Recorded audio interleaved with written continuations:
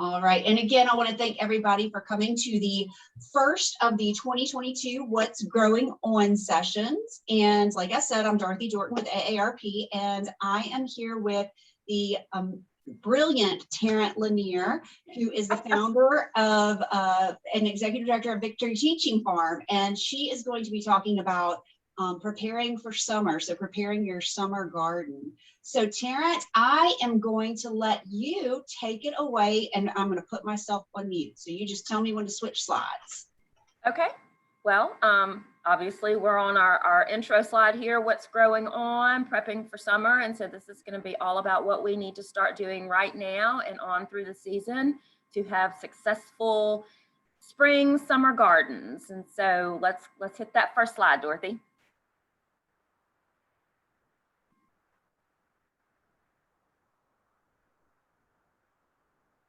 Okay, so obviously the first thing we need to think about is what we need to get started. And so we've just got a list here of just some essential supplies that you're going to need. Obviously seeds, if you're starting things from seeds, which is one of the most economical ways to grow, your fruits and your vegetables and even your flowers and things like that, is to grow directly from seed. But if that's not something that you feel like you're able to do or want to do, and you just rather go buy the transplants already, ready to go in the ground, then that's great too. If you're using containers for your gardens or raised beds, you may need to get some more soil and re-implement some of those beds with some new fresh soil. Potting trays, again, if you're growing from seed, you're going to need some potting trays, pots. If you want to grow in pots or anything like that, obviously you need to gather those. I mean, you really can use almost anything to grow in. My grandmother used to grow her peppers on her townhouse patio in 5-gallon buckets. So honestly, you can really use anything to grow in as long as you've got good soil. Gardening gloves are, something if you don't like getting your fingernails dirty, or you're working with something that, like okra or squash, things like that, a lot of times they can be kind of prickly. So gardening gloves are great. Pruning shears, you definitely want to have a good pair of pruning shears. Watering can or a hose, and just making sure you have access to a water source. And then your general hand tools, your spades, shovels, cultivators, things like that. So these are basically the basics that you'll need to get started. All right. So some of the things that you really need to know is that wherever you are going to grow, you need to make sure it's a sunny spot and that it gets preferably the morning sun. Typically, most fruits and vegetables and flowers, unless they're more of a shade plant, they need on average about 6 hours of sun per day, and the morning sun is what is ideal. You also want to know your planting zone, and basically that's just kind of telling you where you are in the United States and what things grow best in that area. So you wouldn't, want to grow something that is a colder climate type plant that they can grow up north in the summer, but would never survive down here in the south. Same with your average first and last frost dates. We're thinking we're past our last frost of the year, but I believe we have one more night coming up, and that could change between now and then, but it seems like Friday or Saturday, we're going to drop to 31. So those of us who have already started putting tomato plants in the ground and things like that, we probably are going to have to protect them one last time. But just kind of knowing those dates will give you an idea of when to start, getting things outdoors and into your gardens. And those websites, those are great websites. You can always search, and there's a ton of websites with multitudes of information on all of this. But these are just really two really good sources, Farmer's Almanac, and then of course USDA.gov. And you need to know what plants are going to thrive during the spring and summer, and you want to plant only what you're going to eat. Sorry about that. That's okay. That's fine. Yeah, no, you want to know what plants are going to thrive during the spring and the summer in our area. And typically, when you're planting vegetables, I mean, we think about things that we typically eat: peppers, tomatoes, okra, those things are squash, zucchini, they thrive in our southern climate.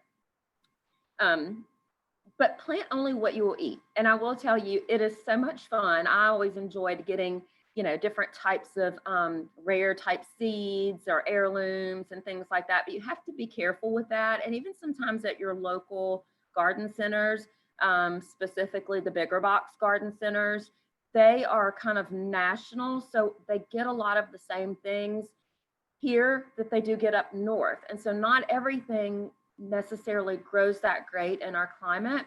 And it's fun to see something unique and, oh, I would like to try this. But if you don't think you're going to eat it, I wouldn't plant it. Save room in your gardens for stuff that you know you're going to eat, your favorite fruits and vegetables and things like that.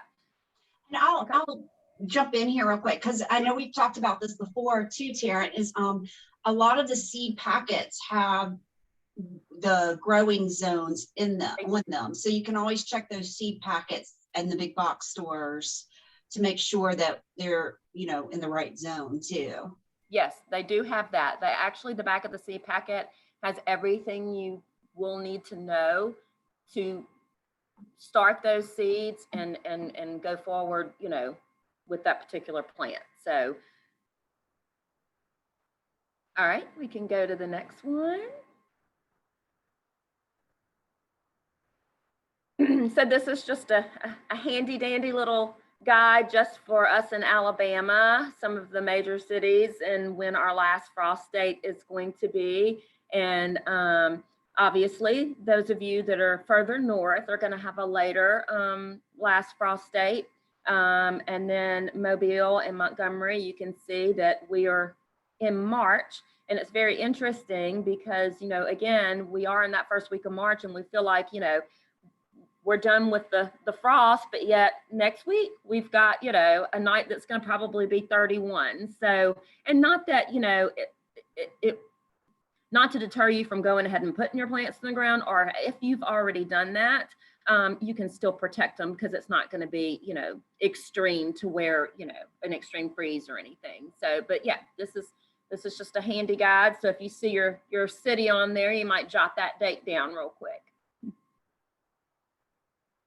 All right. Okay, so this is what we need to be doing right now. If you've not already done this and you're waiting on that last frost date to get your plants in the ground, and is to prepare your garden sites and your containers. So you want to clear and clean out any dead and diseased plants and all weeds, including cleaning your gardening tools before use, because if there was a diseased plant or even pest, those could still be existing on your garden tools from last year. I do recommend, if you were using containers and you had diseased plants, that you may consider replacing the soil in those containers.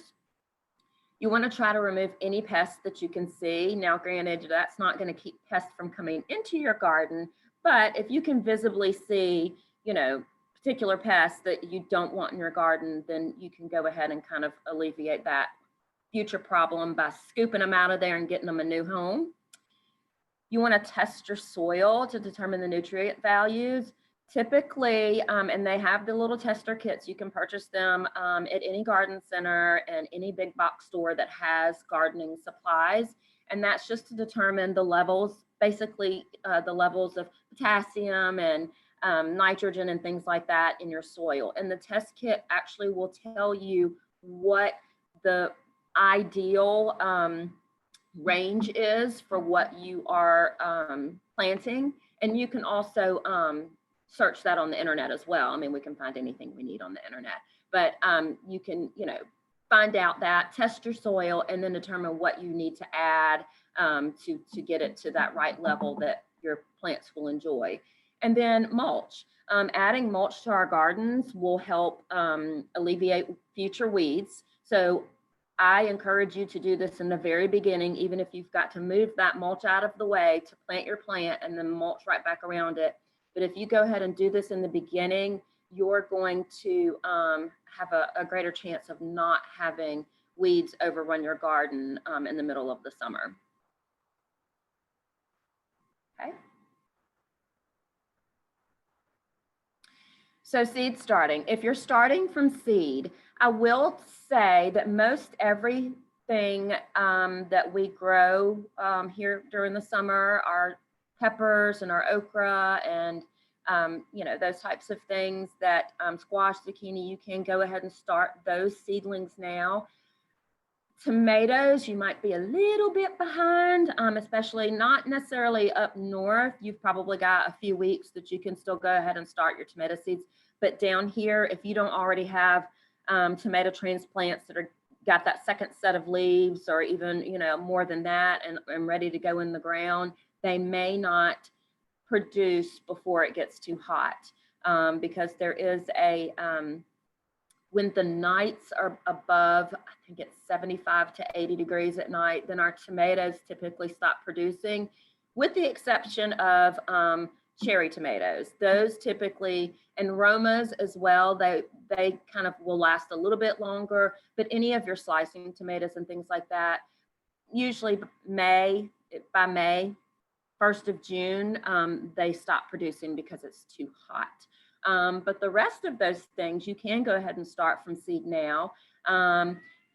Basically, when you start your seeds, you're typically, and you can follow on the back of the seed packet, but typically it's about 1/4 of an inch down into the soil, and then just brush a little soil on top and just keep them watered regularly to where they're moist. And you can stick your finger down in there. A lot of times they will look wet on the top, but when you put your finger down in there on the, you know, and I do it on the side so you're not pushing your seeds, you know, deep down in there, but you can tell if it's dry underneath that first little layer of soil, because you do not want to let your seeds dry out.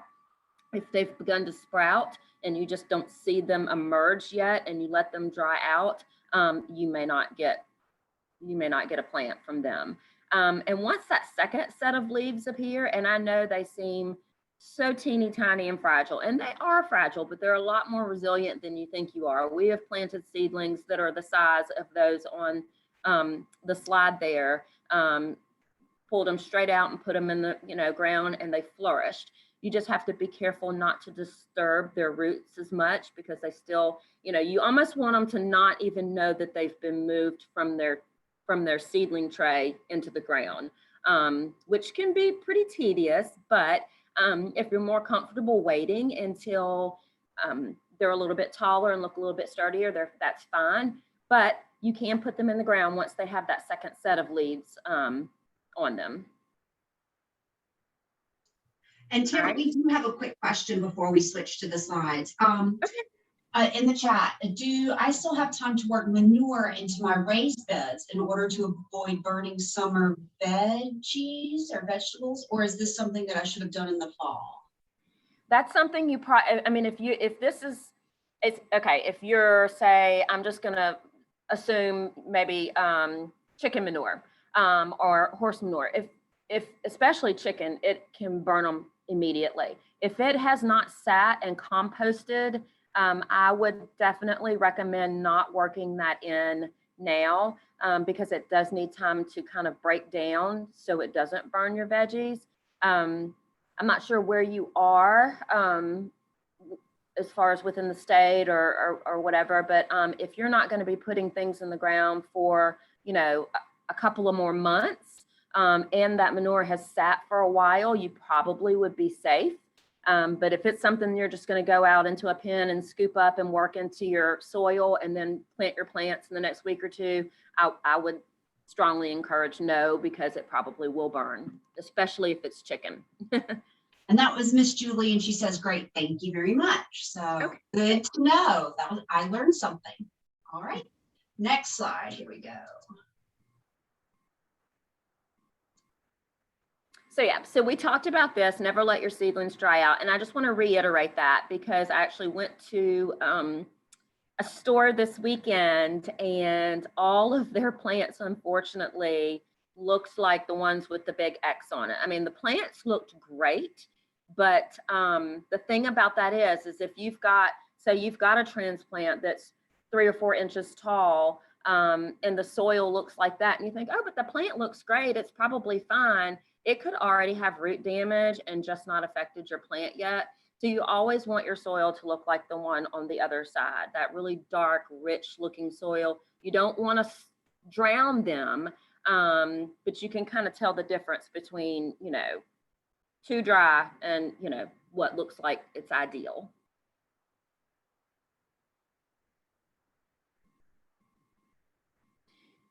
Okay, so this is a lot of times, and again, I will say that this happens to everyone, these kind of issues. It's hard to, you know, I mean, have the ideal environment. We all strive to do that, but, you know, sometimes it's out of our control, especially if you're, you know, direct seeding outside or anything like that. But a lot of times we get worried when our seeds haven't popped up in a few days. Well, a lot of times it's just the timeline. Some seeds emerge within, you know, 3 to 5 days. Some seeds can take 10 to 15 days, and then give or take outside of both of those ranges. So don't worry if your seeds aren't following their timeline that's on their packet. As long as you're making sure that your soil isn't drying out, that your seeds are in a nice, cozy, warm spot, that, you know, you're giving them plenty of sunlight, then you should be okay. Now, if, you know, you're 2 weeks past the time frame, then you might consider restarting, because it could be that either your seeds were older and just lost a lot of their germination, and they're just not going to come up. So, you know, if you go a week or two past that time frame, then I'd start kind of thinking about starting them again.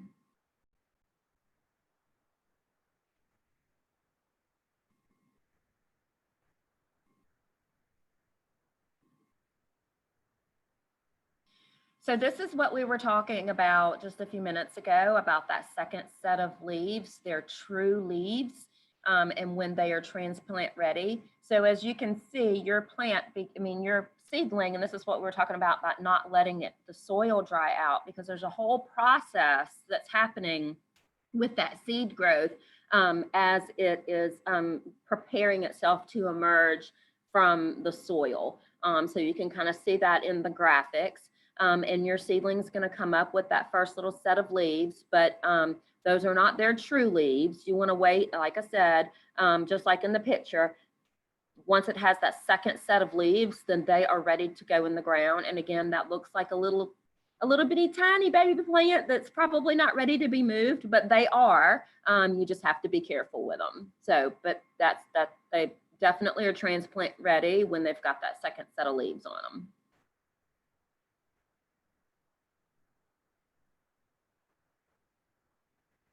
All right, so now we're ready to transplant.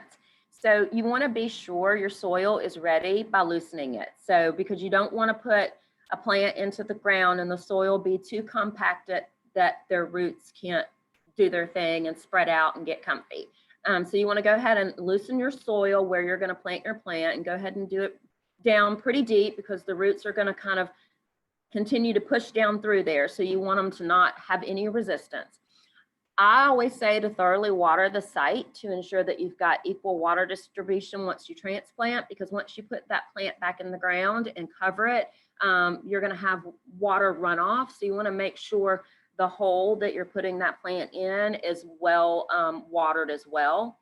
And you want to have it deep enough and wide enough that it fits right down in there. And I usually submerge my plants in the soil right below that that first little bottom set of leaves, just to give it a good sturdy start.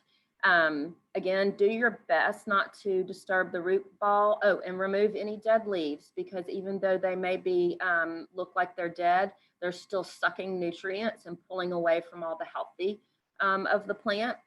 But again, do your best not to disturb the root ball. Again, most plants are pretty resilient with that, but ideally you want them to feel like they've never changed. You know, nothing's happened, that they're still just happy and healthy in their little spot. You want them to feel like they didn't even get moved. Again, feel that soil around, and you can kind of lightly push down on the ground just to kind of give it a good little sturdy, just kind of push it down in and get it sturdy and tight. Water very well at the base of the plant. You want to try, even throughout the the growing cycle to water at the base of the plant, because you really are trying to get that water source to the roots. And also getting watering the plant on the leaves and things like that can encourage disease and things like that. So you want to always water at the base of the plant.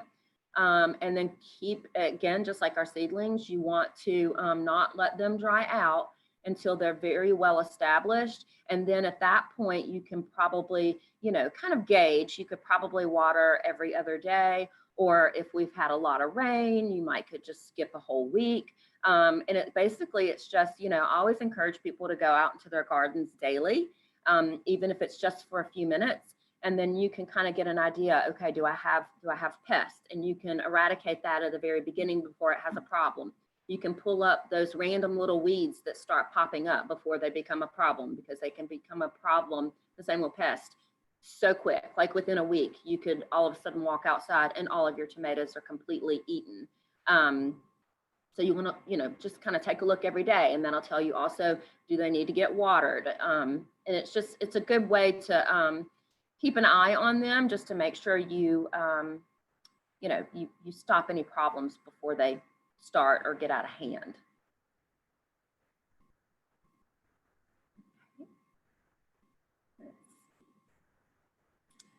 Okay, so a lot of times this is a question I've had so many times. I've transplanted and the next day they died.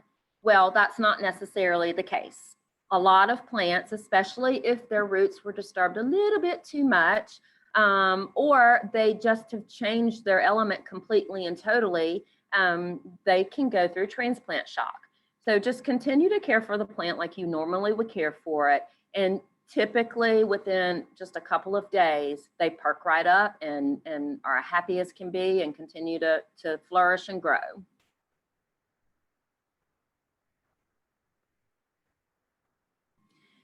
So this is something so easy, because we probably all, if we are gardeners, we probably all eat fruits and vegetables. And, if you drink coffee, if you, use a lot of eggs, or just, buy eggs on the regular, these are things that you can throw in a bucket. You can even throw eggshells and coffee grounds and things like that directly in your garden, but you want to compost, because what you're doing is you're creating almost your own natural type fertilizer for your plants from all of your spent veggie and fruit scraps, including eggshells and coffee grounds. No dairy, no meat. There are ways to compost with things like that, but it's not worth the effort. And if it's not done correctly or in the right process with all the right elements, then you could have a smelly problem on your hand. You could also have a rodent problem on your hand. But just spent fruits and vegetables, leaves, grass clippings, all of these things can create a great nutrient-rich source of fertilizing your garden throughout the year. You can even make what's called a compost tea. And you'll see down there in the bottom, basically they just have put all their scraps in a bucket, and then you just fill it with water and let it sit for a few weeks out in the sun. And then when you're ready, you can drain it off and pour that liquid directly on your plants. And it's like a nutrient-rich tea for your plants, a compost tea. But I strongly encourage composting. And sometimes you may feel like you want to use a commercial fertilizer, and that's always, that's personal choice. There are a lot of organic types out there to do that with. I would encourage using those first before moving on to something else. But composting is economical, it's easy, and it works.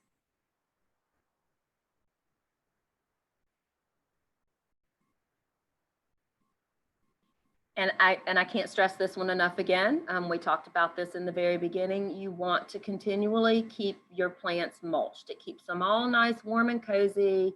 It helps eliminate with weeds, and it also helps deter certain pests. So compost and mulch are two very important practices to implement into your gardens throughout the year. Even in your raised containers or your raised beds, you still want to do the same.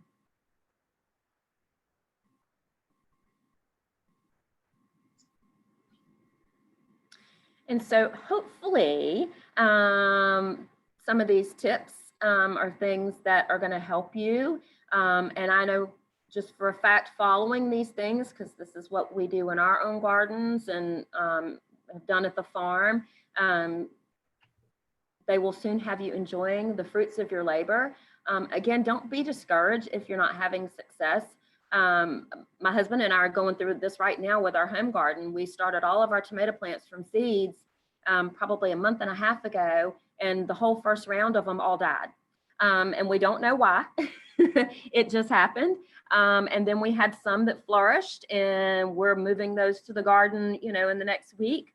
And so, you know, we've gardened all of our lives and grown up around it. And, you know, we feel like we have a good base of knowledge, but even still, sometimes you just can't control the elements. You can't control even, you know, the type of seed. We saved seeds. So it may have been the seeds didn't get stored as properly as they should have. I mean, you know, or maybe it got too cold where they were.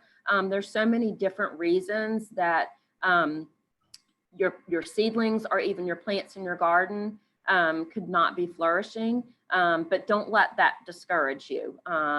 Just keep starting over. That's all I can say. Until you have that success, try again. Awesome, Tarrant. That was wonderful. Thank you so much. Does anyone have any questions right now? If you do, please feel free to take yourself off of mute and ask away. Let's see. Julie says, thank you for the inspiration, Miss Tarrant. Heading out to the backyard right now. Wonderful. That's really exciting. It's raining here. We can't get outside today, but that's wonderful. Yeah, get out while you can. Exactly. And folks, I'm going to put my email address as well as Tarrant's in the chat for you right now. And you know, if you have any questions at any time, feel free to send us an email. And if you have ideas for workshops, you know, what we can talk about in some of these workshops, please give us ideas. We're always looking for good ideas, good questions to answer.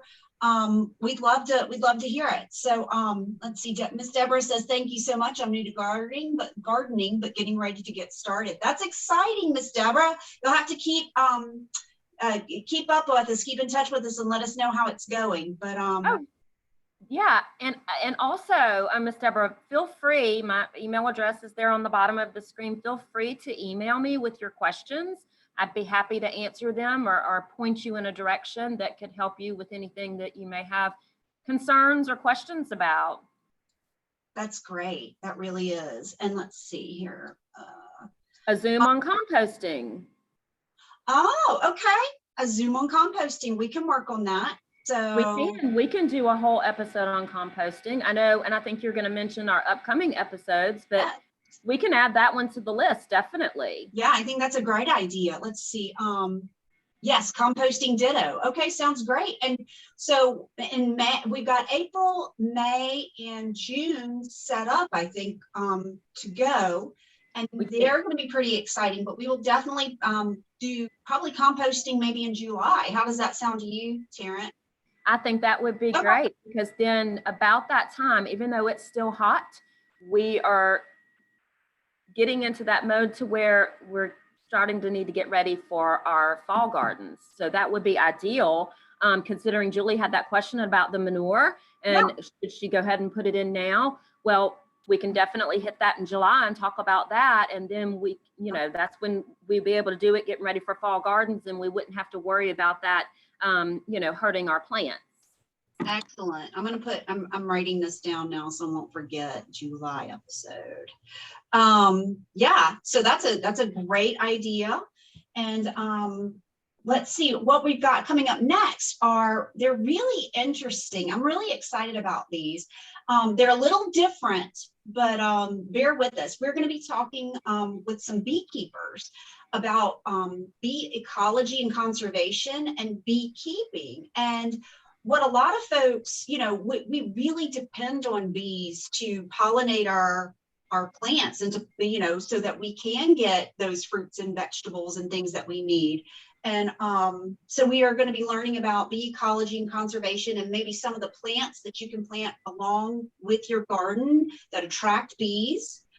So they can kind of help pollinate the garden for you and all of that good stuff. And then we're going to be talking with the Mobile Medical Museum about the history of medicinal plants, which I think is pretty interesting. And the museum actually has a garden of medicinal plants that we're going to try to get out there and do some video and kind of do a quick tour of that. So we just wanted to toss it up a little bit, but while we're in there, in those, you can always ask your gardening questions. That's what we're here for. And again, please email me and or Tarrant, probably more Tarrant for the gardening questions. Go ahead. So, hey, Jerry, I saw Jerry post something about it would be good to know what they should be doing month by month. I don't know if this is something possible, Dorothy, but I would be happy to pull a one more slide together with that information. Sure. I don't know if we can add it to the end of this one. So when it's replayed, I don't know how that would work. But I mean, that's even if I know a lot of times you will post something like that in the comments. Yep. I can post. What we're going to do, folks, is because y'all registered for this, whatever email you registered through, I am going to send you the link to this recording when I get it up onto YouTube, which will take me a couple of days. And what I can also do is send you in that email the slide that Tarrant's talking about. Okay. And so we can do that. And then we are also going to replay this episode on our Facebook page and our YouTube page later this month. And so you can, and I will also post it in those comments when I replay it later this month. But yes, we can absolutely get that for you. And again, always, always, always feel free to email either of us any questions or ideas you have. But that's a great one. Yep. And I'll get on it. Awesome. Thank you, Tarrant. And folks, thanks so much for joining us. We really do appreciate it. And again, if you registered, I have your email address, so I will send out the recording when I get it uploaded, and with that, along with that slide that Tarrant will get to me, and so you'll have this available to watch whenever you'd like. So, all right, folks. Well, that is that, and I really appreciate you joining us. Thank you very much.